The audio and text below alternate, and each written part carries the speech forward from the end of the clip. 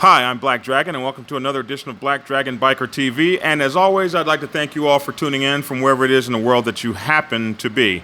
Welcome to the Dragon's Lair. Good to have you here at the clubhouse here in Atlanta.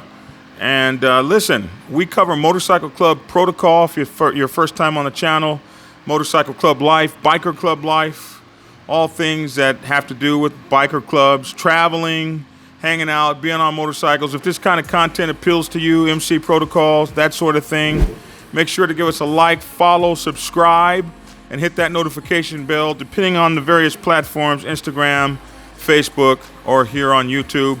On YouTube, you just hit the subscription bell and the notification bell, the like button and the notification bell. This way you get our content anytime we make it, you get a notification. Same thing over on Facebook, follow, Instagram, that sort of thing. So, like us, subscribe to us, and please share this content if it's going to help somebody that you know. So I get these phone calls just almost around the clock. Sometimes you guys search me out. That was the topic of this lesson today. Somebody searched me out, found my number, and got a hold of me this late last night. And, the question... Can a one percenter bless us from one state to another state? That was the question by a guy that was really perplexed as to what he was doing. And even though that is the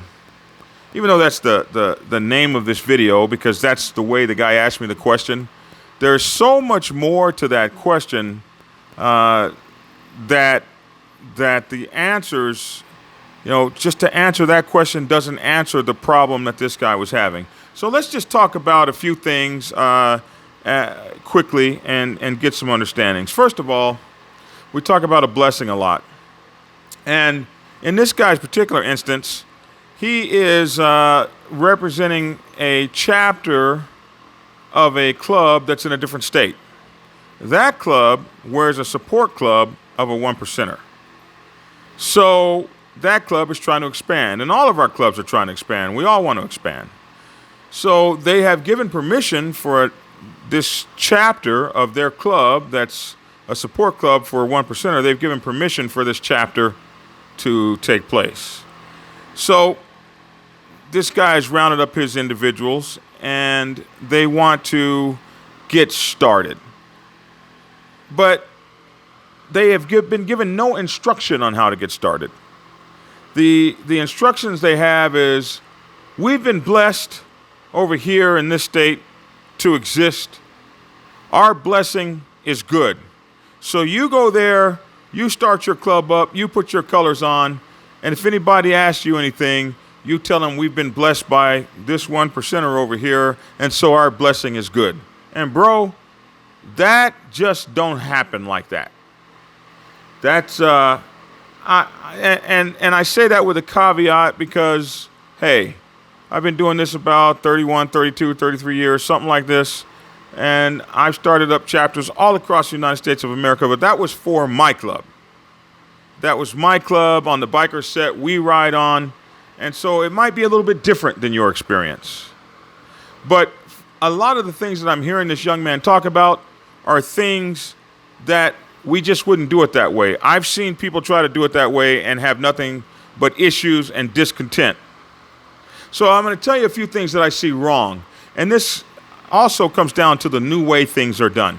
Because in my day, you couldn't start a motorcycle club without face-to-face interactions. We didn't have WhatsApp. We didn't have encrypted apps. We didn't have, hell, I was around during payphones.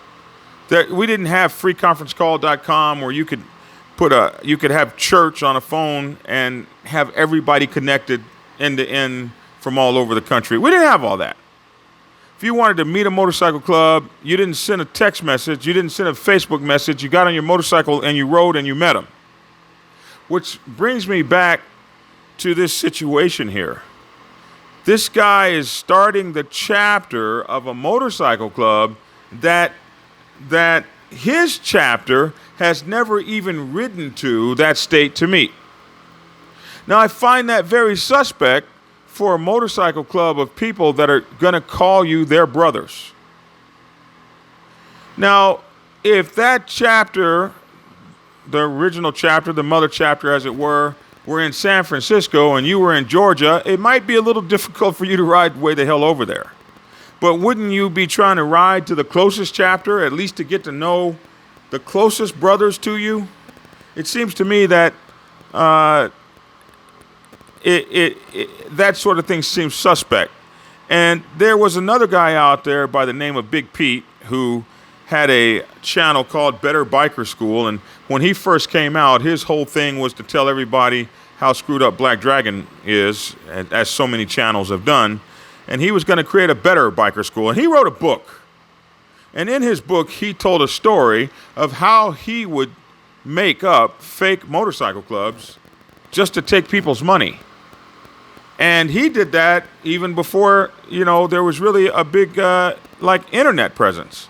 And when he was doing all of that, they made money off of people. And we see that same scam going down today. We see, even to this day and time, that that there are places that you can just send your money to, and they send you your colors, and you're starting a chapter. And what do you get? You get a lot of hell when you get pulled over off the side of the road. Nobody's heard of these folks or anything like that. So this idea that you're going to join a national club or a club that's trying to be national, because it's okay to be a new club trying to become a national club. You got to start building chapters somewhere. But the fact that these folks haven't come to see you, or you haven't gone to see them, because the way we would do it in my club is if we were starting a new chapter, you're not going to be some new guy that barely knows what the hell you're doing representing us. You're going to go talk to the 1%er. Because they told this guy, hey, you just get started there. If anybody's got a problem, you tell them to call this number. You tell them that these guys said you were good. Like, do you think, first of all, have we even heard of that club down here? This is not the way this happens. It was one of the reasons I tell a lot of you guys, join a club that's already up and running and established. Because you don't have these issues. You're not trying to figure things out, but I get it. You want your own thing, or you want something new, or you want to reinvent the wheel. I get it. But I did a video called Top 10 Reasons Not to Start a Motorcycle Club. And I would go take a look at that. Because there's plenty of motorcycle. You don't have to go through this. You can start chapters for up and running legitimate clubs that are local to you as well. There's other ways to go about this. But if you're going to start a chapter of a motorcycle club and you haven't ridden to meet that chapter, and that chapter hasn't sent its representatives to come and get you started and introduce you to the people in this area that you need to know, and introduce you and make sure your colors are known and that people accept your colors. And that's what a blessing is. See, a blessing isn't necessarily, oh, can we have permission to ride our motorcycles here? A blessing is an understanding between two or more motorcycle clubs that when we start up here, we ain't going to have no troubles. We're not going to have no conflicts. And so that's why you want to do that. You want to make sure that you're doing this right. And somebody telling you to stick some patches on because you've been blessed over here in the hinterland by these guys, well, that may or may not work. I think the latter is probably more likely to be true. Especially when you're going through a proxy. These guys told us that we're okay, therefore you're okay over there in that state. You got their support patch on, nobody should question you at all. Yet you've never heard from the original guys that are the ones that are supposed to have given out the blessing. Come on, man. Let's think about that. Let's use our noggins, as my grade school teacher used to say. Listen, folks. Riding motorcycles in motorcycle clubs is one of the greatest things that you can do. I understand it. I get it. I know how you feel. I wanted to do it. I did it. I've done it all my life. It's a wonderful thing. But it can be challenging, and it can be downright dangerous, especially if you ain't doing it right. Especially when you come into a culture, any culture, that you don't understand, but you're making boss moves in that culture. And putting a motorcycle club in a state or a chapter of a motorcycle club in a state. That's a boss move. So make sure that you got some bosses that are leading you, or you got some bosses making those moves, or you got some bosses commanding it. You got some bosses that that have their fingers in the ingredients, making it happen. They've ridden their motorcycles down there. They're taking you where you need to go, who you need to meet, making sure that their colors are introduced. And if you got somebody sitting back on a phone telling you, oh, you should be able to do this, that, and the other. Well, bring your ass down here and show us how it's done. I shouldn't have to get a phone call in the middle of a night because you're so damn concerned that you ain't doing it right. You know you ain't doing it right. So you find me, a guy that ain't in your club, ain't on your set, don't know who your dominant is, or any of that. You're calling me to get answers, then you're not getting the right kind of answers from the place you should be getting it from. Because I can speak for me and my chapters and what I do, but hey, you can call the presidents of the new chapters that I've recently opened, and they'll tell you, oh, Black Dragon or his proxies handled everything. All we had to do was go meet who we needed to meet. There wasn't no question that we were standing when they left. We didn't have to go find out nothing on our own. Now, I have had chapters that want to start up that have called me and had everything lined up. Mostly they would have been guys that had been in motorcycle clubs before and knew what the hell they were doing. So they had gone out and made the contacts and blah, blah, blah. And all I had to do was come in after I had verified these guys and they had gone through a probationary-like status. All I had to do was basically come in and say they had done everything.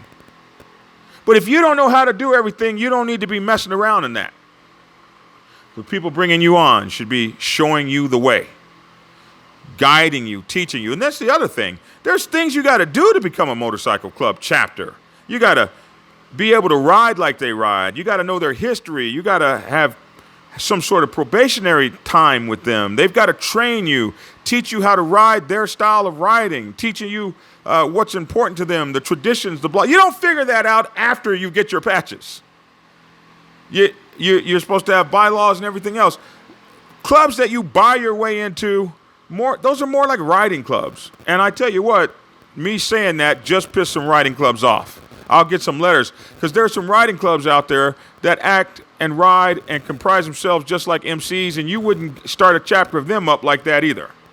But when I'm talking about those kind of clubs, I'm talking about like Gold Wing Riders of America. That's something I always use. You could go there, you could sign up, get a patch, blah, blah, blah. Send your money, blah, blah, blah. But once you start putting these back patches on and these rockers and comporting yourself with road captains and sergeant at arms and presidents and stuff, bro, you've hit a different league. And it's best you understand that league so you don't find yourself in a very compromising, ugly, embarrassing situation. A lot of these guys that are trying to start nations, they got to start somewhere.